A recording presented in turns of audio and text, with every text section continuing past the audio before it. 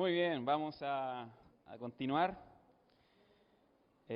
aprendiendo algunas de las lecciones que pude aprender estando en Israel. Y para ello he traído conmigo nuevamente mi cuaderno de apuntes. Y con este cuaderno de apuntes es mi idea que todos vayamos recorriendo una zona de Israel que muchas veces nosotros desconocemos, o que hemos leído en la Biblia, pero que no nos detenemos a considerar dónde está, cómo es, qué es lo que sucedió en tal lugar. Ahora, para poder comenzar este recorrido, necesitamos volver a nuestro mapa de Israel y poder recordar algunas de las cosas que nosotros ya hemos aprendido las últimas semanas. Como por ejemplo, ya todos deberíamos saber que esa gran mancha azul que está al oeste de Israel es el mar Mediterráneo. Es el mar Mediterráneo. También sabemos que al sur de Israel tenemos otro mar, y que es el Mar Muerto. Muy bien. Y un poco más arriba, al norte de Israel, tenemos otro mar que se llama el Mar de Galilea, o también se llama el Mar del Genesaret, o también se llama el Tiberíades. También ustedes saben que dentro de este círculo azul, dentro de esta cerca azul, se encuentran varias de las ciudades que son muy importantes dentro del ministerio de Jesús, como por ejemplo la ciudad de Capernaum, o también Betsaida, Magdala, Corazim, una de las ciudades que estuvimos comentando la vez pasada. Son ciudades que fueron importantes porque por allí el Señor Jesucristo recorrió, que corresponde a la Galilea de los judíos. Ahora, esto no quiere decir que solamente Jesús estuvo en la Galilea de los judíos, no. Jesús también pasó a, por ejemplo, Gadara, que corresponde a la Galilea de los gentiles, pero principalmente estuvo en la Galilea de los judíos. Ahora vamos a fijarnos en un pequeño punto azul, que quizás no alcanzan a ver, pero está arriba, al norte del mar de Galilea. ¿Lo alcanzan a ver? Es un pequeño lago, es una laguna. Si no lo alcanzan a ver, no se preocupen, vamos a hacer un zoom a ese sector para que podamos acercarnos más y ver con mayor claridad. Tenemos acá entonces al mar de Galilea, y siguiendo por el norte encontramos con un pequeño lago. Ese lago se llama Lago Jule, el lago Jule, o mejor dicho, se llamaba Lago Jule. Se llamaba Lago Jule. ¿Y por qué digo se llamaba? Porque en 1957 el gobierno de Israel finaliza un proyecto que terminó por drenar ese lago y lo convirtió en el Valle Jule. No en el lago, sino ahora en el valle. Y de hecho tenemos una imagen real de hace unas semanas atrás de lo que correspondía antes este lago, pero que ahora es un valle. Y por cierto, este es un valle muy fértil, y de hecho uno de los más fértiles que tiene Israel en la actualidad. Ahora, ¿por qué menciono esto? Bueno, lo menciono porque en el caso de que nosotros queramos comparar los mapas de nuestras Biblias, si queremos comparar ese mapa con el mapa actual de Israel, se van a dar cuenta que en el mapa actual de Israel ese lago no está. Y ese lago no está no por un error, sino que es porque el gobierno de Israel decidió drenar ese lago y convertirlo en un valle muy fértil para poder cultivar la tierra. Ahora, yo les dije que vamos a comenzar un recorrido, y ya que comenzamos yendo hacia el norte de Israel, vamos a seguir por este valle, Jule, para poder llegar a una ciudad que es muy importante y que el día de hoy quiero destacar, y es la ciudad de Dan. Vamos a ir a la ciudad de Dan y luego a una pequeña localidad de esta ciudad. Y la ciudad de Dan se encuentra más o menos por allí. Más o menos por allí. Ahora pregunta para nosotros. ¿Qué sabemos de Dan? No estamos hablando de la tribu, estamos hablando de la ciudad. ¿Qué sabemos de Dan? ¿Qué recuerdan de la ciudad de Dan dentro de la historia de Israel? A ver, pastor. Bien. Dan es una de las últimas ciudades de Israel hacia el norte, está cerca del límite de la frontera, sí. ¿Qué más? ¿Qué más sabemos de Dan?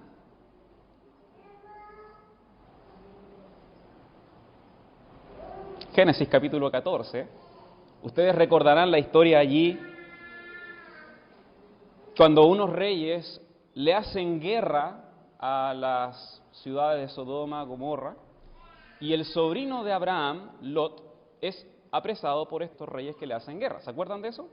Y se acuerdan que Abraham va junto con 300 de sus criados, armados, y se dirigen a una ciudad para poder combatir contra estos reyes y así librar a su sobrino Lot. Bueno, Abraham llega hasta la ciudad de Dan. Hasta allí llega buscando a su sobrino y después sigue otra ruta hacia Siria, combatiéndolos y echándolos del sector.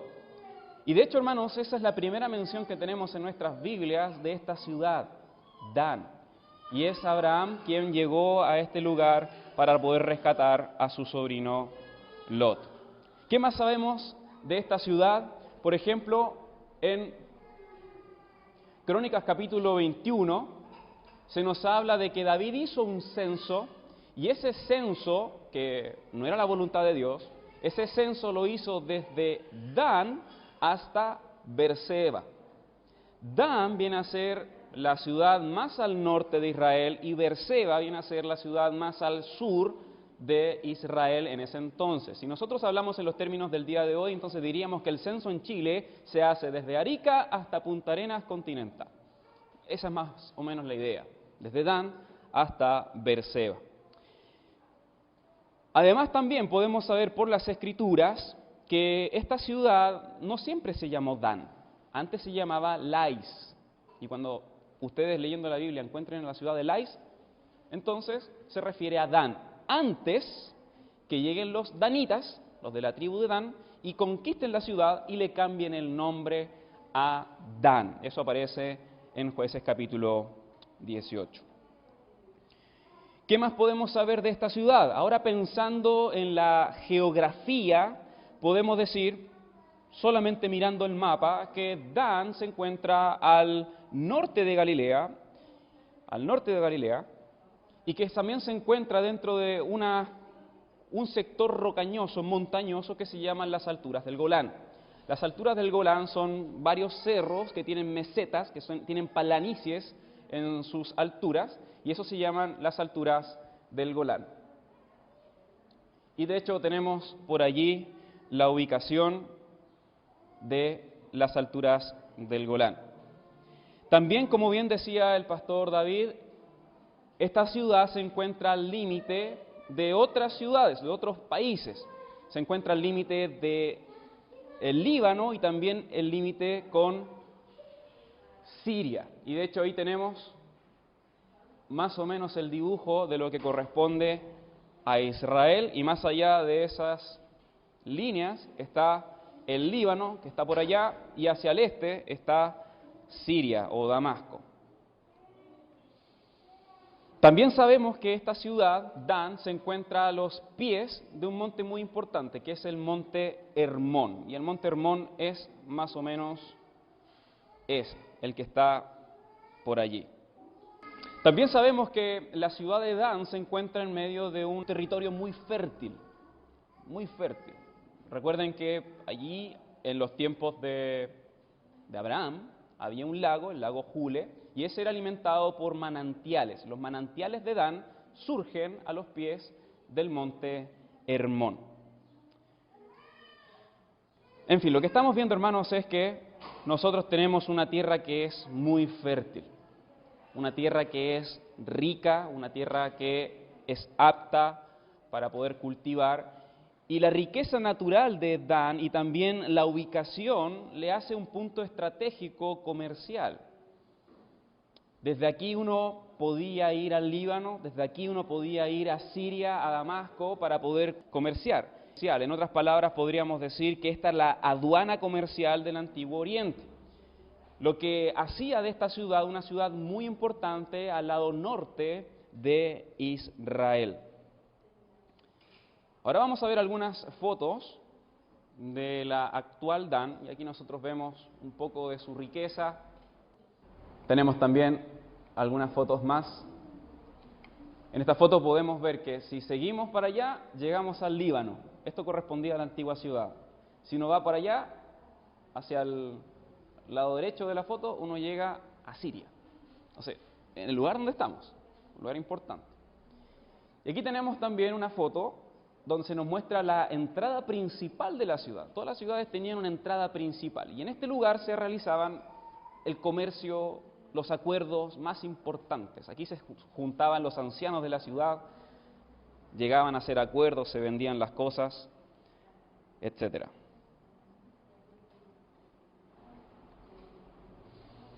Bien, ahora que nosotros conocemos un poco más de esta ciudad, quisiera ahora invitarles a abrir sus Biblias. Vamos a ir a lo que realmente quiero compartir con ustedes. Sí, por supuesto.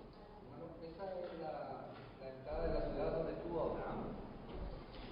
No, esa no es la entrada donde estuvo Abraham. Hay otra entrada, hay otro pórtico, que se llama el pórtico de Abraham, que es un pórtico hecho con bloques de barro. Está, de hecho lo visitamos, pero justo no puse la fotografía. Ese sí se dice que era del tiempo de Abraham y que Abraham cruzó por allí. Este sí puede ser una reconstrucción posterior.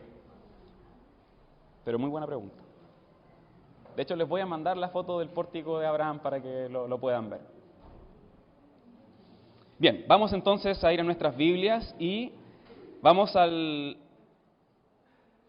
al libro Primero de Reyes. Primero de Reyes, capítulo 12.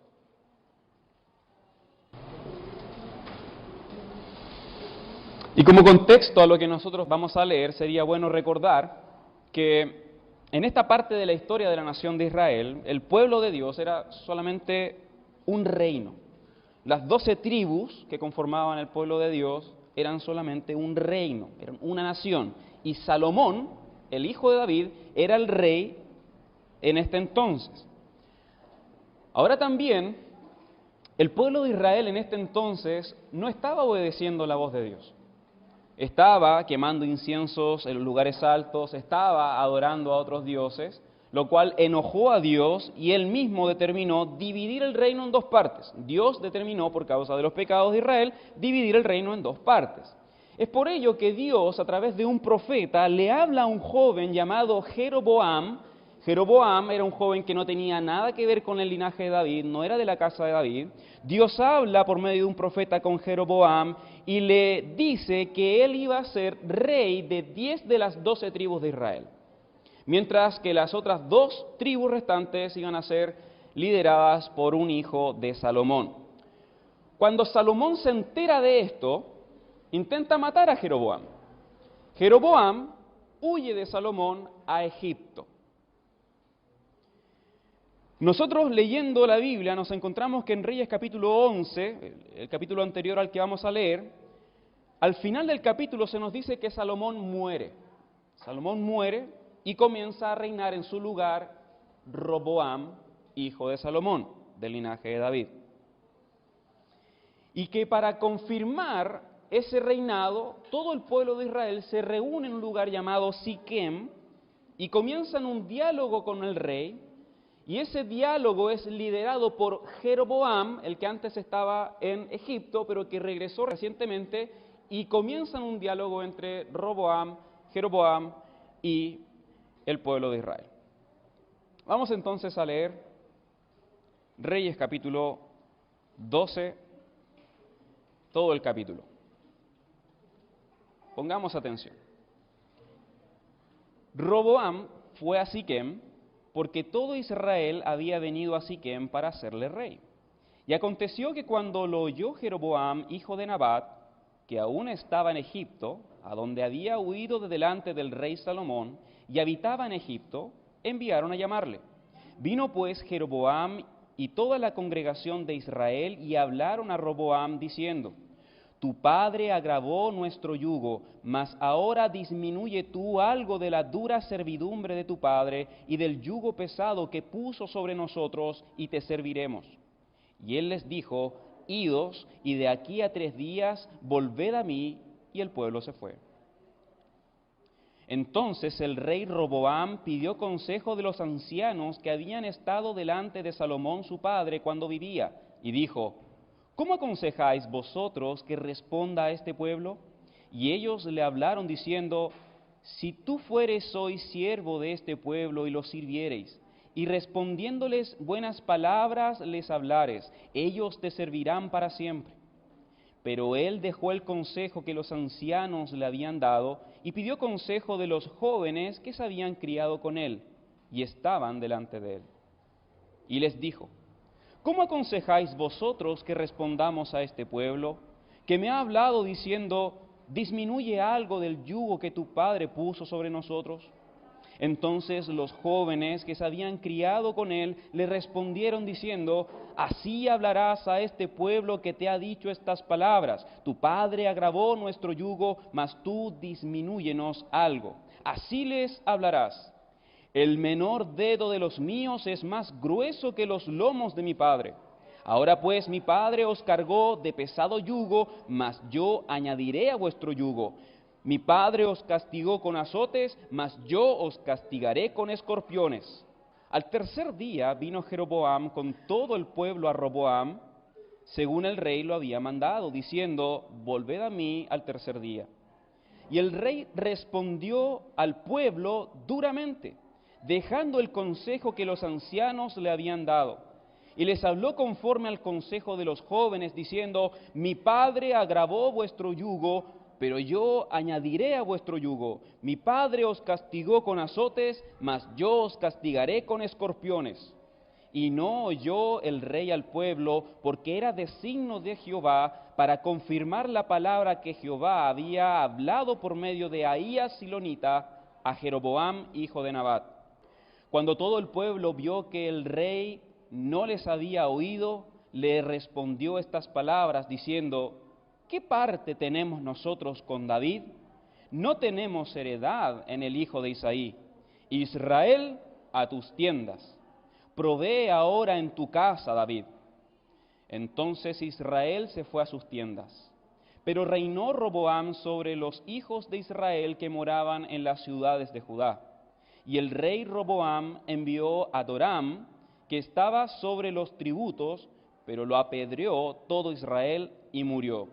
Entonces el rey Roboam se apresuró a subirse en un carro y huir a Jerusalén. Así se apartó Israel de la casa de David hasta hoy.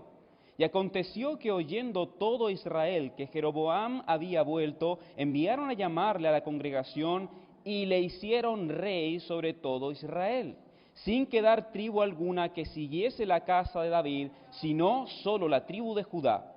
Y cuando Roboam vino a Jerusalén, reunió a toda la casa de Judá y a la tribu de Benjamín, 180,000 hombres, guerreros escogidos, con el fin de hacer guerra a la casa de Israel y hacer volver el reino a Roboam, hijo de Salomón. Pero vino palabra de Jehová a Semaías, varón de Dios, diciendo: habla a Roboam, hijo de Salomón, rey de Judá, y a toda la casa de Judá y de Benjamín, y a los demás del pueblo, diciendo: así ha dicho Jehová, no vayáis ni peleéis contra vuestros hermanos los hijos de Israel, volveos cada uno a su casa, porque esto lo he hecho yo. Y ellos oyeron la palabra de Dios y volvieron y se fueron conforme a la palabra de Jehová. Entonces reedificó Jeroboam a Siquem en el monte Efraín y habitó en ella. Y saliendo de allí reedificó a Penuel. Y dijo Jeroboam en su corazón: ahora se volverá el reino a la casa de David, si este pueblo subiere a ofrecer sacrificios en la casa de Jehová en Jerusalén, porque el corazón de este pueblo se volverá a su señor Roboam, rey de Judá, y me matarán a mí, y se volverán a Roboam, rey de Judá. Y habiendo tenido consejo, hizo el rey 2 becerros de oro, y dijo al pueblo: bastante habéis subido a Jerusalén, he aquí tus dioses, oh Israel, los cuales te hicieron subir de la tierra de Egipto. y puso uno en Betel y el otro en Dan. Y esto fue causa de pecado, porque el pueblo iba a adorar delante de uno hasta Dan. Hizo también casas sobre los lugares altos e hizo sacerdotes de entre el pueblo que no eran de los hijos de Leví. Entonces instituyó Jeroboam fiesta solemne en el mes octavo, a los 15 días del mes, conforme a la fiesta solemne que se celebraba en Judá, y sacrificó sobre un altar. Así hizo en Betel, ofreciendo sacrificios a los becerros que había hecho. Ordenó también en Betel sacerdotes para los lugares altos que él había fabricado. Sacrificó pues sobre el altar que él había hecho en Betel a los 15 días del mes octavo, el mes que él había inventado en su propio corazón. E hizo fiesta a los hijos de Israel y subió al altar para quemar incienso. Como se habrán dado cuenta, hay muchas cosas dentro de este texto de las cuales podríamos hablar y que son muy interesantes. Pero tan solo nos vamos a dedicar a una sola idea. En esta oportunidad solamente vamos a dedicarnos a una sola idea, y esa idea es que una vez que el pueblo se divide, que Dios divide este pueblo en dos reinos, y Jeroboam comienza a reinar en 10 de las tribus de Israel, en el versículo 26 dice que Jeroboam tiene un diálogo con su propio corazón. ¿Se dieron cuenta? Jeroboam tiene un diálogo con su propio corazón, y ese diálogo nos da señal que él tenía miedo del pueblo de Israel, y tenía miedo que el pueblo de Israel, a esas tribus que él reinaba, fueran a Jerusalén a ofrecer sacrificio a Jehová y terminen aceptando a Roboam, rey de Judá, y a él lo terminen matando. Ese era el temor de Jeroboam. Y al pensar en eso, Jeroboam decide, después de buscar consejo, él decide ofrecerle a Israel 2 becerros de oro para que ellos no tengan que ir a Jerusalén a adorar a Jehová. Él reemplaza el lugar que Dios había señalado, que Dios había escogido, el santo monte de Dios para adoración, lo reemplaza por 2 ciudades, Betel y Dan, y sobre estas ciudades él pone a los 2 becerros de oro que él había formado. Ahora la pregunta es, ¿agradó a Jehová que Jeroboam, rey de Israel, haya formado estos 2 becerros para que Israel no fuese a Jerusalén, sino que adorara a estos becerros de oro? ¿Agradó a Jehová eso? Por supuesto que no. Por supuesto que no agradó a Dios. Y de hecho vemos en el versículo 30 que dice, y esto fue causa de pecado, porque el pueblo iba a adorar delante de uno hasta Dan. Sin lugar a duda, la propuesta de Jeroboam era pecado contra Jehová. Era pecado contra Dios. Y era un pecado tal que llevaba a otros a pecar. En 1849, un estadounidense llamado William Lynch descubrió en Israel ruinas antiguas de las que se supone que son la ciudad de Dan. 3 años más tarde, otro estadounidense llamado Edward Robinson confirmó que aquel descubrimiento de William Lynch era la antigua ciudad bíblica de Dan. En los años siguientes se hicieron excavaciones dentro del sector y se encontraron con un lugar muy particular, un lugar donde habían baños rituales para sacerdotes, un lugar donde había un altar y también un lugar para quemar incienso y sacrificios. Este lugar se llama actualmente Tel Dan, que significa las alturas de Dan o Dan alto. Se cree que fue en este lugar donde Jeroboam hizo poner a uno de esos becerros de oro que él elaboró para que Israel no vaya a Jerusalén a ofrecer sacrificio a Dios, ni se vuelva al rey Roboam, que era el rey según el linaje de David. Fue en Tel Dan donde Jeroboam puso ese becerro con el cual Israel terminó pecando contra Dios y adorando a imágenes de fundición y quemando incienso. Yo les quiero mostrar a continuación algunas de las fotografías de este lugar llamado Tel Dan. Esta es una reconstrucción del lugar donde se presentaban sacrificios. Esta viene a ser la estructura sobre la cual se ponían los animales y se quemaban. Y tenemos otra fotografía de lo mismo, pero en otra perspectiva. Aquí está el altar, aquí está el lugar. No sé si alcanzan a ver, pero ahí hay una personita vestida de amarillo. En ese sector estaban todos los baños rituales. Eran excavaciones donde los sacerdotes se bañaban y hacían purificaciones. Ahí tenemos la misma foto. Aquí está el lugar para hacer los sacrificios. Y aquí tenemos una pequeña escalera que nos da a una explanada, justo debajo de un árbol grande y frondoso. Aquí tenemos la misma fotografía. El árbol, aquí ustedes pueden ver las escaleras.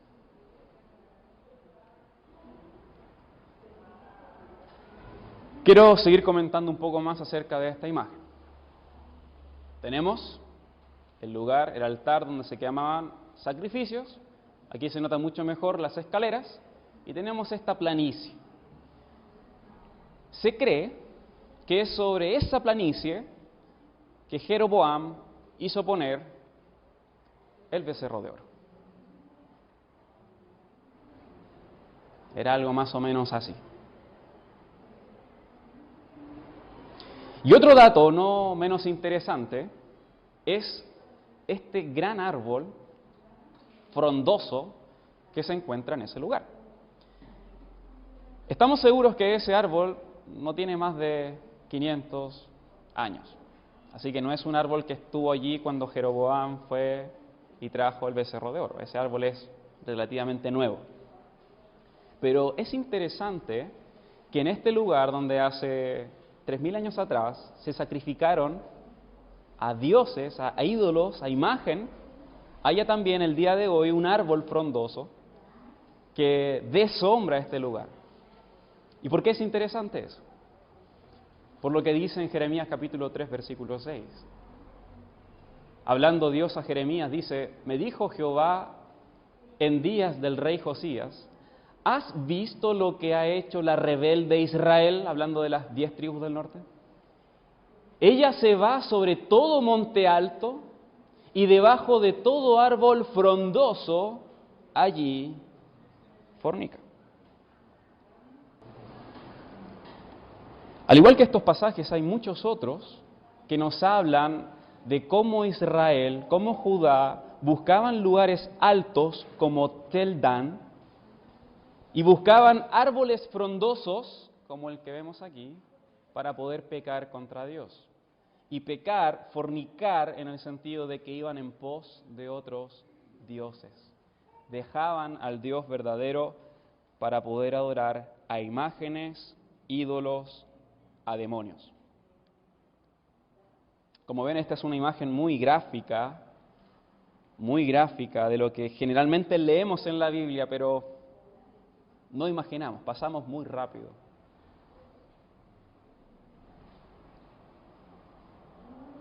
Y pensando en este lugar, pensando en esto mismo y en lo que hemos comentado, quisiera ahora señalar algunas de las lecciones que podemos aprender meditando en la Biblia y también en lo que hemos visto en la geografía. Y lo primero que quiero señalar en cuanto a este lugar es que una de las sorpresas que nosotros nos llevamos al llegar a Tel Dan era que este lugar, en comparación a otros lugares que visitamos en Israel, era un lugar casi desierto, casi deshabitado. No habían turistas, no habían religiosos. Tel Dan era un lugar sin turistas, ni religiosos. Estábamos nosotros los 40 que fuimos al mismo tour. No había más. En comparación a la iglesia del Santo Sepulcro, donde se cree que Jesús fue sepultado, la iglesia de la Natividad, donde se cree que Jesús nació en Belén, en comparación a estos lugares, Tel Dan estaba desierto. En los otros habían miles de personas haciendo filas interminables para poder ver una roca, para poder tocar una roca o para poder ver una imagen o estar donde la tradición dice que Jesús estuvo. Y pensando en esto, yo meditaba en todas las personas que van a Israel no a estudiar la Biblia, no a aprender más de la Biblia, sino que van a buscar imágenes, van a buscar piedras, o en el mejor de los casos, a estar donde Jesús, según la tradición, estuvo. Pero no van a lugares como este, porque no quieren estudiar la Biblia. Quieren visitar lugares que les generen tipo de sentimientos o sensaciones. Pero la verdad, hermanos, es que no son los lugares tradicionales los que nos enseñan muchas lecciones. De hecho, nosotros no podemos aprender. Yo no aprendí muchas cosas estando en una iglesia católica en cuanto a lo que son las Escrituras. Porque además de que todos esos lugares están muy maquillados, con iglesias preciosas, con césped, pero maravilloso, con árboles, pero no hay muchas lecciones que uno puede aprender allí. Pero en cambio, aquí en Tel Dan, en este lugar, nosotros podemos ver casi la misma geografía que hace 2000, 3000 años atrás, así era. Y podemos encontrar una misma flora, quizás la misma fauna que nosotros podíamos ver hace 3000 años atrás. En Tel Dan uno puede encontrarse con un lugar que nos recuerda uno de los pecados más graves que cometió la nación de Israel. Y uno de los pecados más graves que cometió un rey de Israel. Es verdad que estos lugares, en comparación a las iglesias católicas que están en Jerusalén, este lugar no es bonito. En comparación a eso, este lugar no es bonito. Pero no es la belleza del lugar la que nos enseña una lección. Fue lo que sucedió aquí en Tel Dan hace 3000 años atrás lo que nos enseña una lección. Y fue en Tel Dan donde 10 de las tribus de Israel siguieron el sentimiento, siguieron el pensamiento del corazón de un hombre y no los estatutos y los decretos y los mandamientos de Dios escritos en la ley. Aquí fue donde muchos hombres desecharon el consejo de Dios para seguir una corazonada, para seguir el pensamiento de un hombre que estaba afligido por su vida. Y esto nos lleva a la siguiente lección. Por muy lindo y lógico que suene lo que dicen los hombres o nuestro corazón, ¿qué debemos hacer? Seguir a Dios. Por muy lindo y lógico que suene lo que nos digan, ¿qué debemos hacer? Seguir a Dios, seguir lo que Dios ha dejado estipulado en su palabra. Cuando Jeroboam llegó con estos becerros de oro, el pueblo todavía tenía la oportunidad. El pueblo tenía la oportunidad de decirle a este rey recién elegido: hey, nosotros no vamos a adorar a otro Dios, sino solo a Jehová. Él nos liberó de Egipto, Él nos trajo a esta tierra. Nosotros no tendremos dioses ajenos delante de Él. Esa era la oportunidad que tenía este pueblo, pero ¿qué hizo? La desechó. La desechó. Y luego nosotros en la Biblia encontramos muchos otros pasajes que nos hablan de que una y otra vez reyes de Israel y también el pueblo siguieron los pecados de Jeroboam, hicieron lo malo delante de los ojos de Dios, anduvieron en los caminos de Jeroboam porque en ese momento tomaron la decisión equivocada. En vez de escuchar la eterna y poderosa voz de Dios, claramente señalada en las Escrituras, en la ley, decidieron seguir el consejo del corazón de un hombre. Ahora, ¿qué de nosotros? ¿qué de nosotros? Hermanos, hermanas, ¿qué vamos a hacer cuando venga alguien y nos diga, no pasa nada si dejas de congregarte? Esa no es una ordenanza, es una opción cristiana. No pasa nada. No pasa nada si no amas a la iglesia. ¿Qué vamos a hacer nosotros? ¿Qué vamos a hacer cuando nuestro propio corazón nos diga, no vayas al culto, no hagas tal cosa? Porque si te quedas en casa, si no te muestras interesados por los hermanos, si prefieres vivir una vida aparte, no pasa nada. ¿Qué vamos a hacer cuando nuestro corazón nos engañe por medio de estas mentiras? O nos intente engañar por medio de estas mentiras. ¿Qué vamos a hacer cuando tus amigos te digan, ven con nosotros, disfrutemos de los ídolos del mundo, de la gente famosa del día de hoy? ¿Qué vamos a hacer? ¿Vamos a dejar de lado lo que Dios dice en su palabra? ¿Vamos a desechar lo que Dios ha estipulado en su ley?